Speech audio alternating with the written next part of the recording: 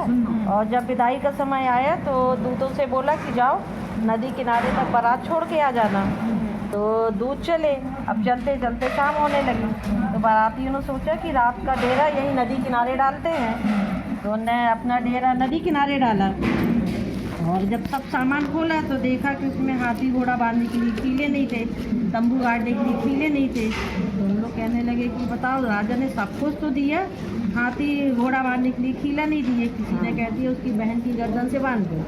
अब ये बात दूतों ने भी सुनी और राजकुमारी ने भी सुनी, उनको बड़ा बुरा लगा। फिर जैसे तैसे उनने पेड़ से हाथी घोड़ा तंबू बांधे और रात काटी। जब सुबह विदा हो गई, बारात आगे बढ़ गई तो दूत लौट के आए। राजा ने पूछा सब कुछ अच्छा रहा ना, किसी ने कुछ कहा तो नहीं? तो दूत चुपचाप रहे। राजा बोली बताओ क्या बात है? बोले महाराज ऐसा ऐसा लोग बोल रहे थे कि बहन की गर्दन से बांध दो। राजा को लगा कि सब कुछ तो दिया, कम बचाए और बहन को ज़्यादा दिया, उसके बाद अगर ये बातें सुनने मिली तो हमारे यहाँ लड़की नहीं होगी तो मरवा दिया जाएगा। उस समय रानी गर्भवती थी तो उनके पहले से 2 राजकुमार थे। अभी उसी बीच राखी पड़ी तो भाई जब राजकुमार राज्य में घूमे तो उनने देखा कि बहनें राखी बांध रही है भाई को। घर आके पूछी माँ आज कौन सा त्यौहार है? तो रानी ने बताया कि आज राखी, आज बहनें अपने भाइयों को राखी बांधती हैं। बोले हमारी भी बहन आने वाली, हम भी राखी बंधवाएंगे। फिर थोड़े दिन बाद भाई दूज आई। फिर पूछा माँ आज कौन सा त्यौहार है? तो बताया आज भाई दूज है। बहनें अपने भाई को टीका लगाती हैं। बोली हमारी भी बहन आएगी, हम भी टीका लगवाएंगे। ऐसे करके समय बीतता गया।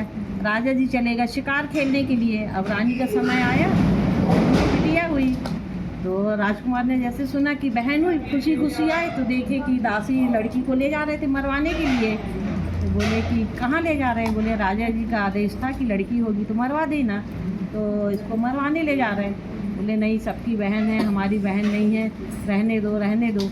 रानी को भी मोह हुआ कि 2 बेटे थे, अब बेटी हुई है तो उनने भी राजकुमारी रख ली। अब जब राजा शिकार खेल के लौट के आए तो देखा कि महल में कोई बच्चा नहीं। अब बड़े महल में छोटा बच्चा कहीं भी पल गया, दासियों के भी बच्चे रहते थे। तो राजा ने ना पूछा ना रानी ने बताया कि क्या हुआ। धीरे धीरे समय बीतता गया, राजकुमारी बड़ी होने लगी। सबके पिताजी देखे तो पूछे हमारे पिताजी कहाँ हैं? कभी बोल दिया शिकार के लिए गए, कभी बोल दिया युद्ध में गए। ऐसे करके बहुत समय बीतता गया। राजकुमारी हो गई 10 साल की। एक दिन उन्होंने ढोल नगाड़े की आवाज़ सुनी तो पूछा कि क्या हो रहा है? बोले महाराज युद्ध जीत के आए हैं। तो राजा के पैर धुलाने के लिए ऊपर में पानी भरा और राजकुमारी ऊपर खड़ी थी छज्जे में। तो उनकी परछाई पानी में देख ली। राजा ने देखा, बोली सुंदर सी लड़की। पूछा रानी से ऊपर हमने सुंदर सी लड़की की परछाई देखी, कौन है? रानी को लगा कि 10 साल से तो बात छुपाए हैं, बताना तो पड़ेगा। बोले महाराज आपकी बेटी। बोले किसके आदेश से? बताया राजकुमार के। बोले ठीक है, राजकुमारों को देश निकाला।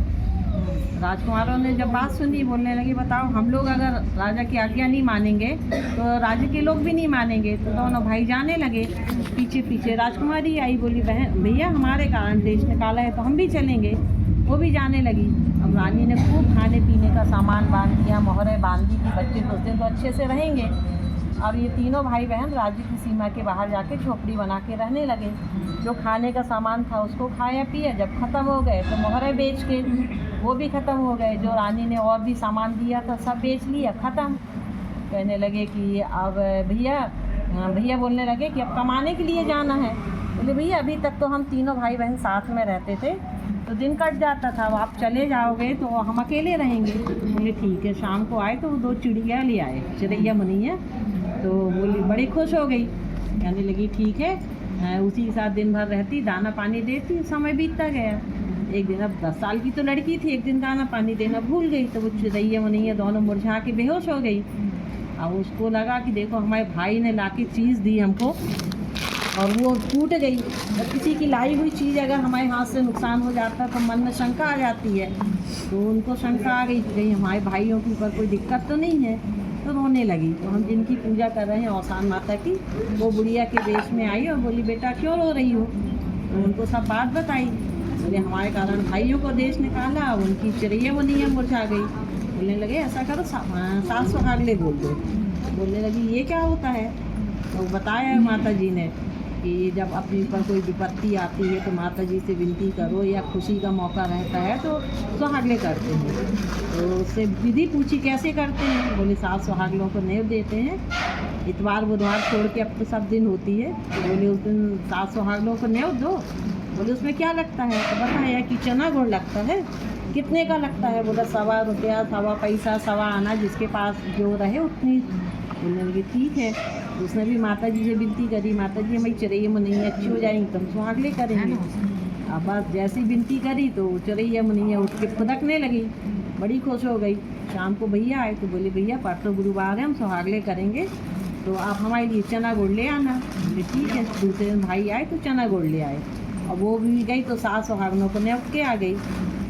जब सुबह उसने चना खोले तो वो कच्चे।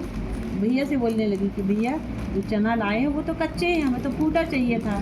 कहने लगे या देखो नए नए हम काम पे जाना शुरू किया है, अब तुम देखो जैसी पूजा बोली है, अब तुम अपनी व्यवस्था बनाओ। क्या कि भाई लोग चले गए, अब वो बैठ गई दरवाजे पे। थोड़ी देर बाद भेड़ वाला निकला, भेड़ वाले से बोली भैया हमारा चना फुटवा दो। तो वो भेड़ वाला बोलने लगा कि हम तो चरवाहा आदमी, कहाँ हम तुम्हारी चना फुटवाने जाएंगे, कह के आगे बढ़ गया। बैठी रही, थोड़ी देर बाद बाराती निकले, बारातियों से बोली भैया हमारे चने फुटवा दो। बारातियों ने कहा कि हमारे तो शादी का मुहूर्त निकल रहा, तुम्हारे चने फुटवाने की पड़ी, कोई और देखना, डांट दिया। वो भी आगे बढ़ गए।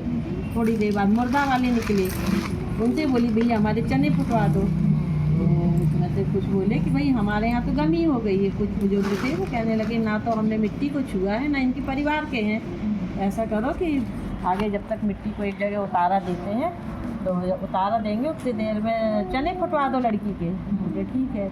अब जैसे वो चना लेके भाड़ में डाले, वो चना फटर फटर हो और मुर्दा